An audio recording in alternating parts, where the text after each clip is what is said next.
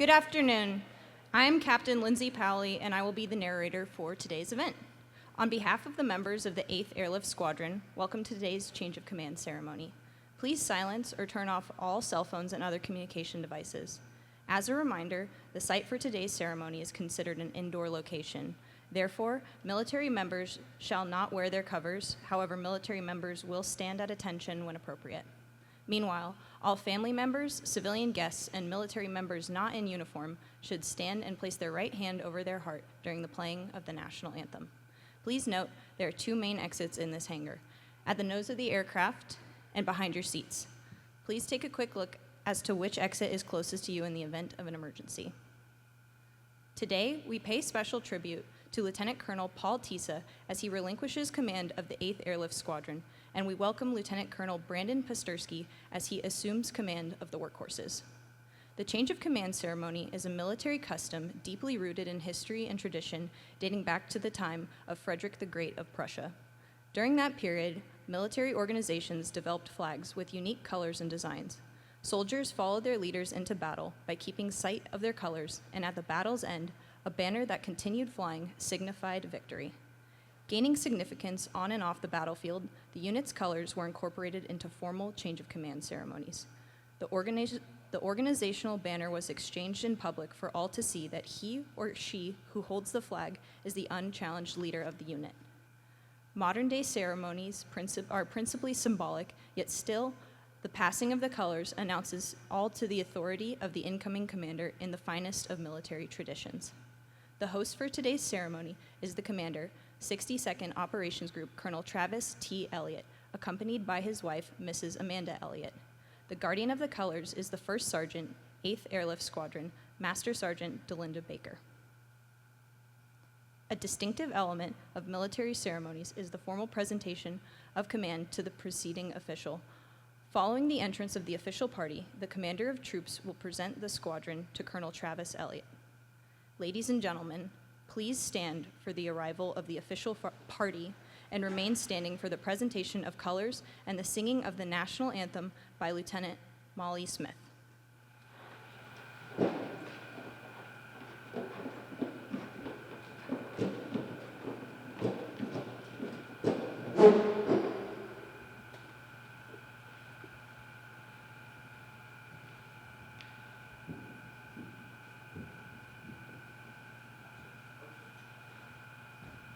Present the colors.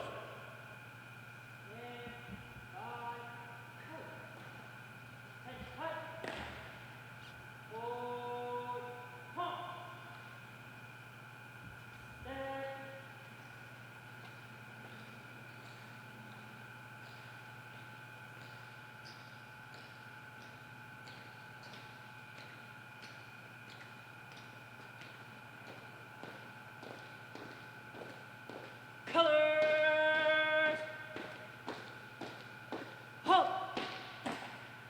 Preset, halt! Oh, say, can you see by the dawn's early light what so proudly we hailed at the twilight's last gleaming, whose broad stripes and bright stars through the perilous fight o'er the ramparts we watched were so gallantly streaming, and the rocket's red glare, the bombs bursting in air, gave proof through the night that our flag was still there. Oh, say does that star-spangled banner yet wave o'er the land of the free and the home of the brave? Port! Halt! Colors, colors, turn, halt!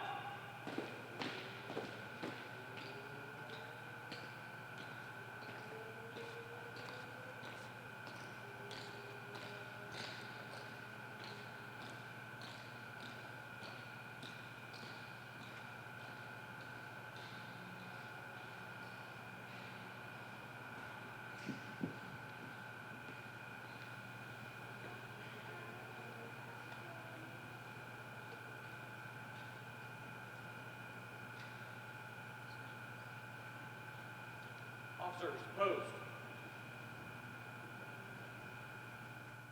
Thank you to Lieutenant Smith and the McCord Field Honor Guard. Please be seated.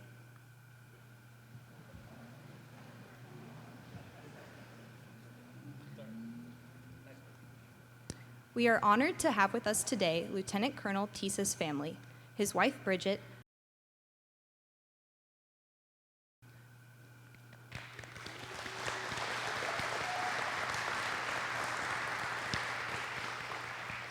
We are also honored to have with us today Lieutenant Colonel Posterski's family, his wife Mandy, son Colt, mother Angie, father-in-law Randy, Dale and Terry Farmer, and the rest of his family and friends.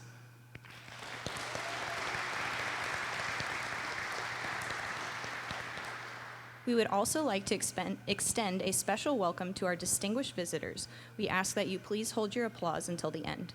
Commander, 62nd Airlift Wing, Colonel Jessica Regney, Command Chief, 62nd Airlift Wing, Chief Master Sergeant Christy Korchak Campbell, Senior Enlisted Leader, 62nd Operations Group, Chief Master Sergeant Chad Owens, Commander, 62nd Maintenance Group, Colonel Michael Thompson, Senior Enlisted Leader, 62nd Maintenance Group, Chief Master Sergeant Matthew Aaron Hill, and Commander, 62nd Medical Squadron, Colonel John Hatfield.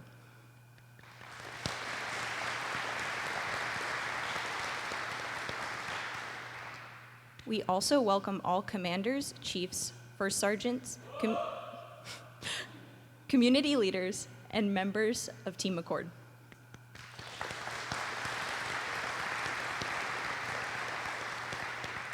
Ladies and gentlemen, the Commander, 62nd Operations Group, Colonel Travis Elliott.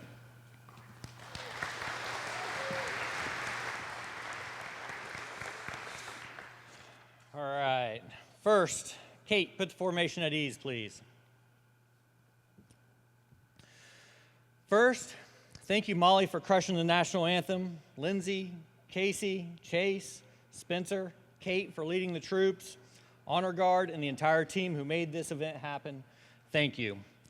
Distinguished guests, wing, group leadership, honorary commanders, community leaders, family, friends, and the outstanding men and women of the Airlift Squadron, good afternoon.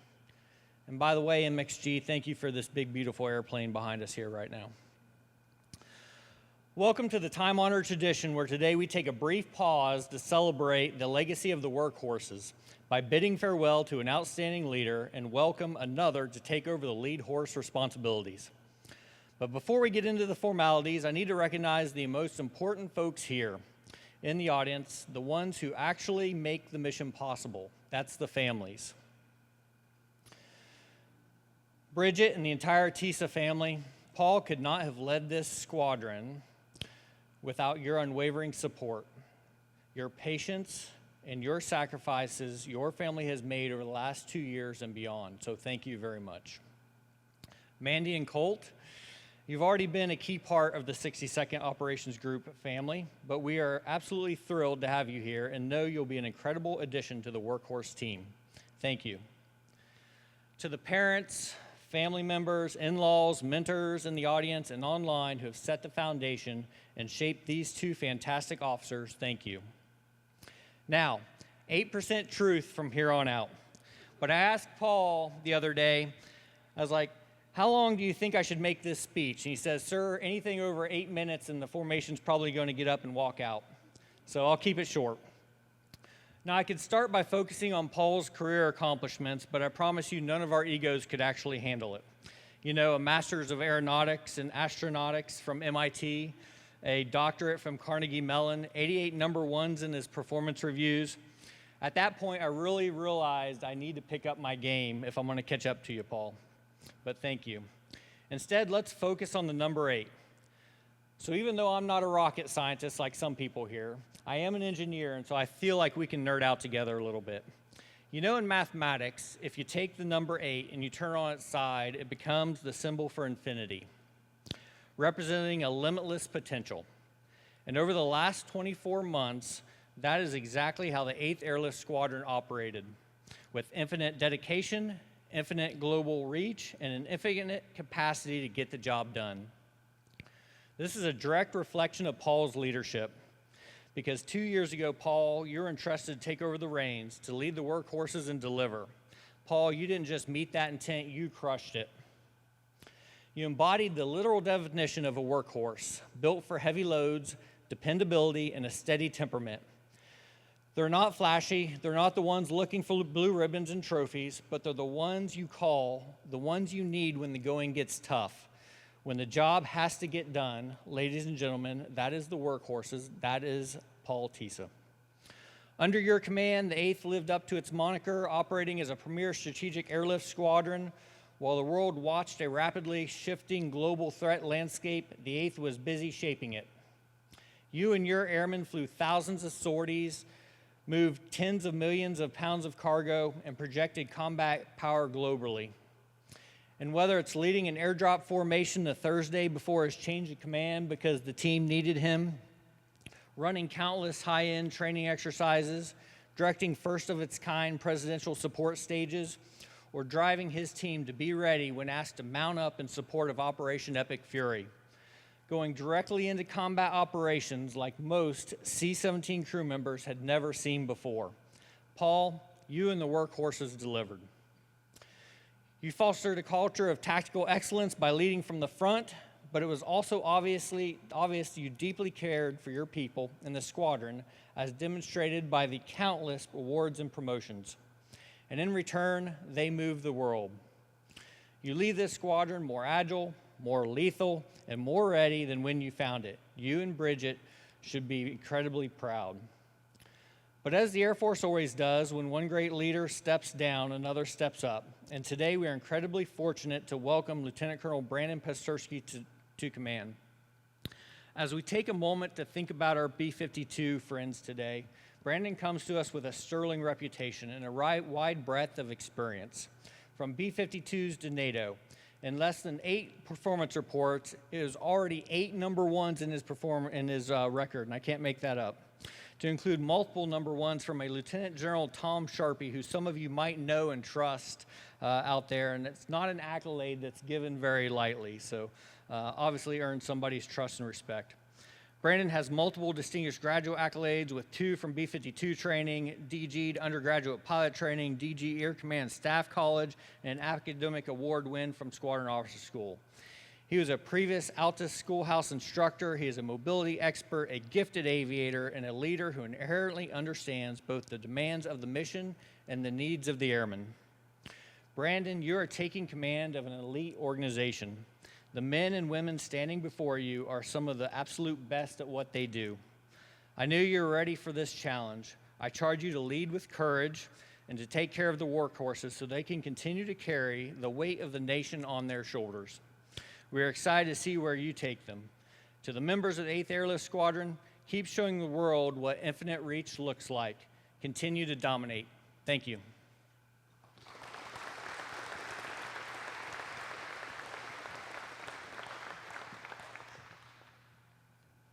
Thank you, Colonel Elliott.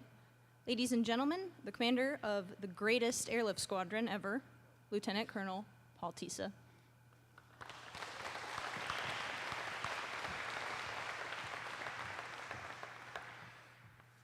Thank you, Lindsay. Major Maffey, please put the workhorses at ease. Colonel Regney, Colonel Thompson, Colonel Hatfield, Chief Casey, Chief Owens, Chief Hill, other distinguished guests, including Kyle Stewart, former Workhorse 01 himself, families and all members of Team Joint Base Lewis McChord, to include my, at least for the next 8 minutes, workhorses. Thank you for being here. A change of command is, at its core, a ceremony of continuity. The flag passes, leadership changes. However, the mission does not pause. Many of the members of this amazing team across JBLM are not even here. But that continuity, the fact that this unit's ability to execute does not depend on any individual, is not a limitation of the outgoing commander. It is the goal of every commander and the highest standard the institution can reach. It means the needs of the mission are real, the people are empowered, and the foundation has held. I will do my best to keep my comments short. As many workhorses know, that's a key characteristic of many of my command speeches. at least starting now. But before I relinquish this charge, I owe some debts of acknowledgement that need to be honored. And honestly, most of this speech is just acknowledging this massive team that supports what the workhorses do. And even for someone as old as I, who've been in this for long, it's just nice to hear at least a cursory list of it to remind you of how big and amazing this team is. None of what the 8th has achieved happened in isolation. Even recognizing the team in passing is a daunting task, of which I am very excited, so let's get started. To protocol, Sergeant Smith, Airman Titus, the Honor Guard, Lieutenant Jerry, Lieutenant Fleming, Sergeant Bannis, Captain Powley, Lieutenant Smith, all the ushers, proffers, PA, formation, rest of the volunteers, thank you for helping to make this event possible. These things do not just happen. It is a lot of work. To Colonel Regney, Colonel Berger, Chief KC, thank you for the combination of clear guidance and genuine trust. It's rarer than it probably should be. But you set the conditions for the 8th's greatness, and let us dominate. That is the definition of senior leadership that empowers, and I've been grateful for it every day. To Colonel Thompson, the rest of the 62nd Maintenance Group, thank you. You are true heroes that keep the steel moving no matter what, working day or night, rain or shine. It's mostly rain here. Managing an immense team and the tremendous personal costs that are created by that work. I literally don't know how you guys do it. And in addition to all that critical work, you got a plane in here for this thing, so thank you, sir. To Colonel Hatfield and the rest of the 62nd Medical Squadron, we couldn't do it without you, at least not for very long. You are our teammates that keep us qualified, manage medical readiness, keep us mentally and physically strong for the long fight. To Colonel Henry and the rest of the ABG team and everyone who keeps this installation running, you are the reason the facilities are functional and the airmen have what they need to do their job. The 8th owes you a debt that is never acknowledged loudly or often enough. I'm acknowledging it now. To the 62nd Operations Group, Colonel Elliott, rest of the leadership team and staff, thank you for your mentorship, your leadership, your support. I don't think Colonel Smith fully understood how challenging your job was, especially when I was on your schedule, until you got deployed and I started appearing on his schedule. To our sister squadrons of the 62nd OG, the 4th and the 7th, and my fellow commanders, Colonel Wills and Colonel Burgoo. There's a veil of competition that's fun at times and makes us better, but in truth, it's a team formed by a professional love and common mission that makes us more than the sum of our parts. If you want to FFLP or cut, that's fine. Just be great at it. Speaking of those joined by a common love of this machine and mission, thank you to the Reserve. The 446 Air Wing Operations Group, Maintenance Mission Support 97, 313, 728th. Countless times throughout my command, you powered the workhorses to keep us moving, enabled locals, missions, evaluations, supported us during our deployment, are currently supplying an incredible officer to lead our operations, a decision I'm sure she has no regrets about, and house one of my civilians that's been on orders for what feels like forever. Please get him off orders. Without you, our dominating would have terminated long ago. I know, a special note to my adult long friend, Colonel Nick Coblio. He's always been a fantastic friend and sage for me to go when I have hard questions. There's so many more. Colonel Cope and the Operations Support Squadron, which includes weather, current operations. Go Current Ops. Aircrew flight equipment, airfield operations, and many others. Colonel Caspers and Port, Major Coletti and the comptrollers, Major Jordan and Major Wall with the AMXS and MXS, Colonel Salinger and the 57th, and I haven't even touched the wing support agencies, which I have a laundry list of critical functions. Thank you all. To the families in this room, including my own, every deployment, every mission, every unexpected TDY and late night comes at a cost. I have never found the right words to describe that or what it means. I have simply tried to be worthy of it. To my family, I love you. I won't say more. To my leadership team in the 8th, I have always needed you more than you needed me. For shirts, we had nothing but ringers. We had Senior Master Sergeant O'Gramick, Master Sergeant Hughes, and now Master Sergeant Baker. Their concern and care for our airmen was an inspiration to me that I never lived up to. For SELs, the 8th was gifted with Senior Master Sergeant Worthy, Chief Mayo, Chief Favorite, Master Sergeant McCartney, And we ended with the absolutely empathizing beast that is Senior Master Sergeant Murdoch. If you think I get passionate about my airmen, come find my triad. To my DOs and Ops Soups, Lieutenant Colonel Burgoo, Major Wigington, Butcher, Major Maffey, Master Sergeant Christensen, Master Sergeant Osteen, Master Sergeant Duncan. These are true gladiators that worked day and night to move that Transcom boulder up the hill, knowing full well what was coming tomorrow. The human in humanity is lost in the grinder if not for your tireless efforts. And finally, to all of my workhorses, civilians, contractors, service members, you are the entire reason this job has been worth doing. I will carry each of you with me. This is usually the part of the speech where I list out a bunch of impressive workhorse accomplishments, but as Colonel Elliott noted, we're workhorses, not show ponies. Workhorses go into inadequately planned, under-supported, and ill-defined exercises stage combat areas around the world to accomplish missions as a tribe of professionals, fixing problems along the way to leave it better than we found it, all while taking care of each other. Simply said, when mountains need moved, the Air Force, the Joint Force, calls the workhorses. The phone has never stopped ringing, and you have never failed to answer it. I couldn't be more proud of you. So instead, I'll quote James Baldwin, who wrote that not everything that is faced can be changed, but nothing can be changed until it is faced. Like all true observations, the quote's significance travels. I have thought about it often in command. Command asks you to face things. Not all of them are comfortable. You face the gap between the mission you are given and the resources you are provided. You face the human cost of operational tempo on people and families. You face the difference between what an institution says it values and what it actually rewards. You face your own limitations in patience, in judgment, in the impossible calculus of deciding who goes and who stays, often under the illusion of control or authority that has already been taken. What Baldwin understood, and what I believe command confirms, is that facing things, really facing them, without flinching or euphemism, is itself an act of respect. It respects the people you lead by refusing to pretend their circumstances are different than they are. It respects the mission by insisting on clarity about what it actually requires. It respects the institution by holding it to standards it claims.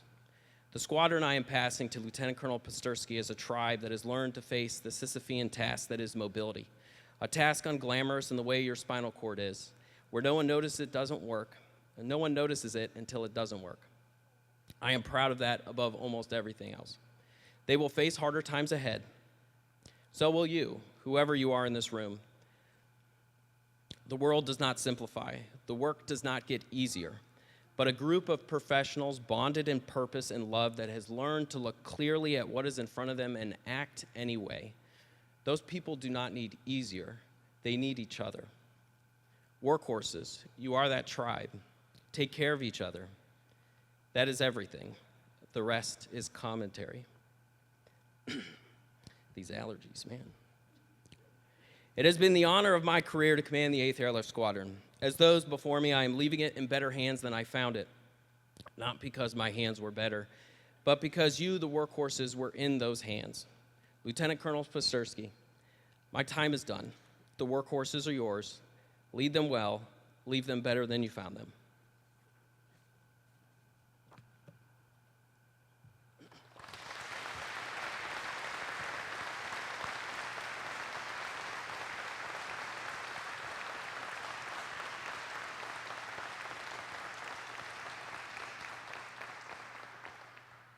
The members of the 8th Airlift Squadron understand that success is a team effort, and we want to recognize Lieutenant Colonel Tisa's wife, Bridget, and their children with a small gift.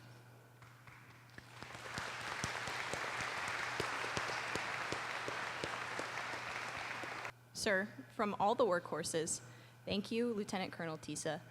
At this time, members of the 8th Airlift Squadron will say farewell by honoring Lieutenant Colonel Tisa with a final salute as their squadron commander.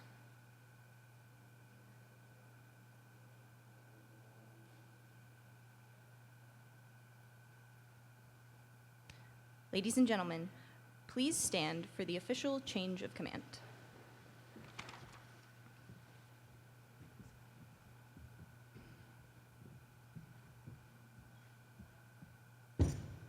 Publish the order. Attention to orders. Department of the Air Force, Headquarters, 62nd Airlift Wing. Special order number GA-26-08, dated June 16, 2026. Under the provisions of the Department of the Air Force Instruction 51-0509, effective June 16, 2026, Lieutenant Colonel Paul C. Tisa relinquishes command of the 8th Airlift Squadron, and Lieutenant Colonel Brandon A. Pastersky assumes command. Signed, Colonel Travis Elliott, 62nd Operations Group Commander.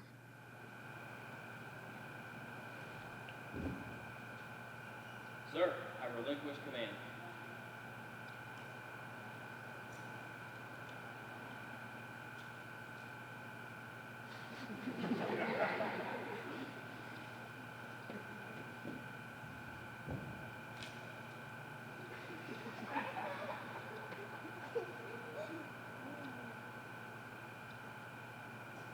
Sir, I assume command.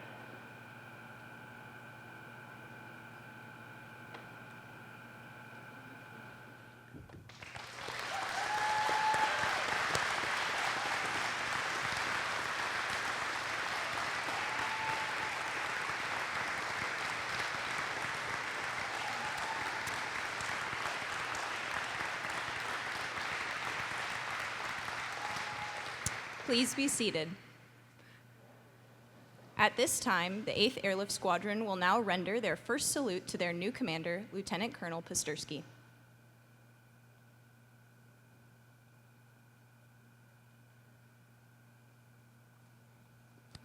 Ladies and gentlemen, presenting the commander, 8th Airlift Squadron, Lieutenant Colonel Brandon Pastersky. That's my speech.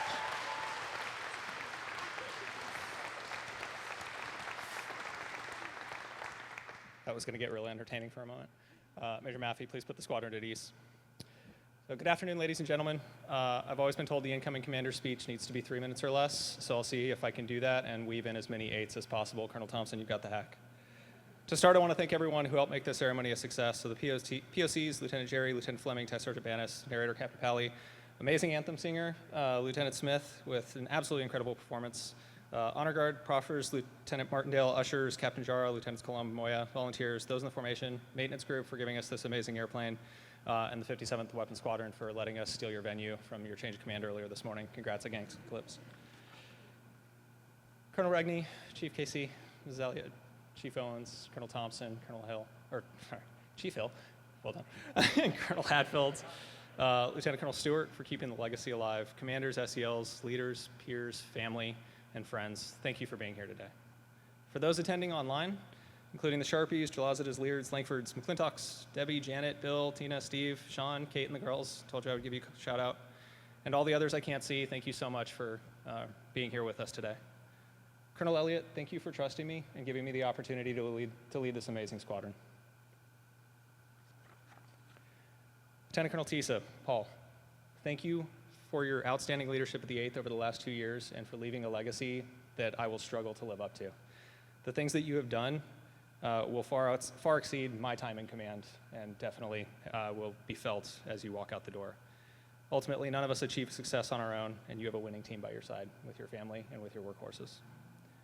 You're leaving an incredible legacy, and you set this unit up for success. The workhorses really lucked out having you as a leader, and I have some big shoes to fill as I step in to continue to elevate everything you accomplished. I wish you nothing but the best in your future endeavors. To my family and friends who could join, you are the foundation of everything I've done to get to this point. #Barb. Yes, this is the Barb for everyone that's curious. You've seen every step of my C-17 journey and are one of the most incredible people I've ever been able to work with. I cannot tell you how much it means that you came up here just for this, but I'm incredibly grateful that you did. Dale and Terry, thank you so much for being here to share this event with us and for being such phenomenal friends to my family.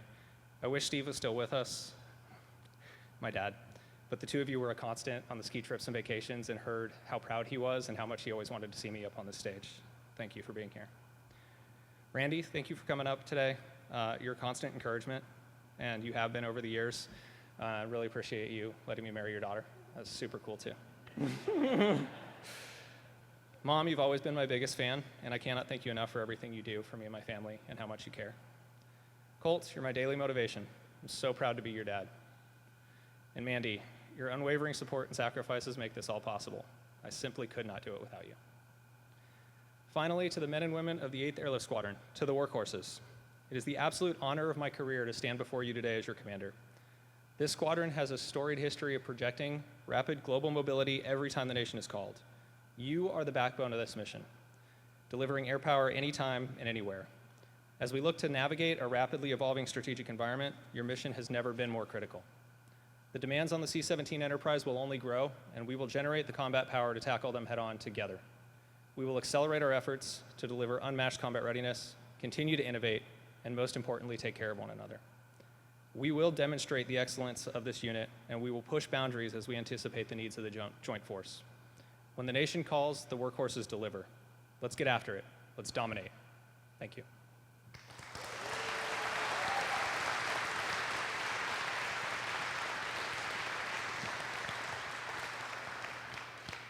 Thank you, sir.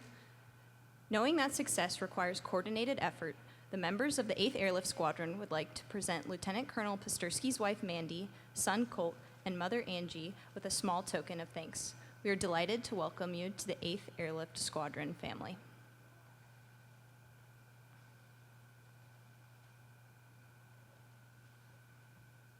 Ladies and gentlemen, thank you for joining us today.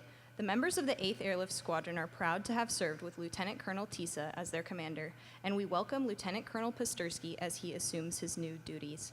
As we close the ceremony, please stand for the playing and singing of the Air Force song and the departure of the official party.